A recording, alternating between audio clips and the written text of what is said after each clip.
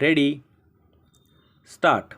Doctor further observed that, in his opinion, the cause of death in this case was due to hemorrhage and shock following multiple firearms injuries. Stop. All the injuries were grievous and sufficient to cause death in ordinary course of nature. Stop. The doctor also handed over two metallic bullets recovered from the dead body to the police. Stop. In this way, he received 4 bullet injuries. Stop. The dimensions of the injury shows that 2 bullets are of the same bore, whereas 2 bullets are of different bore. Stop. In any case, this court is required to separate the wheat from the chaff and find out which part of the statement of the witnesses is to be believed and which is to be disbelieved. Stop.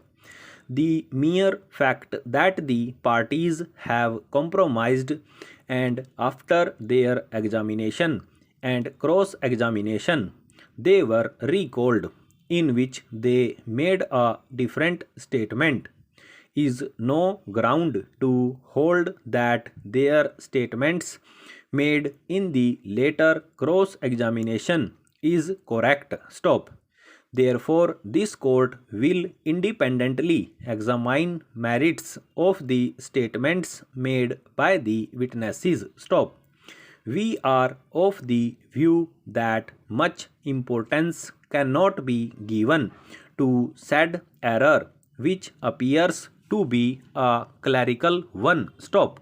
The need of petitioner number 1, who was doing the work of denting and painting of scooters and motorcycles from a shop which was not abutting the main road, was also held to be bona fide. Stop.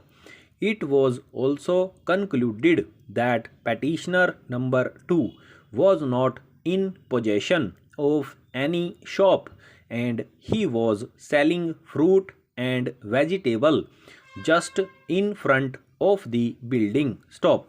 Hence, his need for a shop was also held to be bona fide. Stop. The petitioners had not disclosed the existence in the eviction petition. Stop. Hence, the petition was liable to have been dismissed on this ground alone. Stop. The application under Order 6, Rule 17 CPC has been wrongly dismissed. Stop. As shop number 6 had been vacated after the filing of the petition, the petitioners ought to have amended the eviction petition by stating that this shop had been vacated, but despite the shop becoming available, their need persisted. Stop. The petitioner had also not specifically pleaded that the shops was lying vacant. Stop. Hence, the amendment in the written statement was essential for the decision of the case and the application was wrongly rejected by the appellate authority. Stop.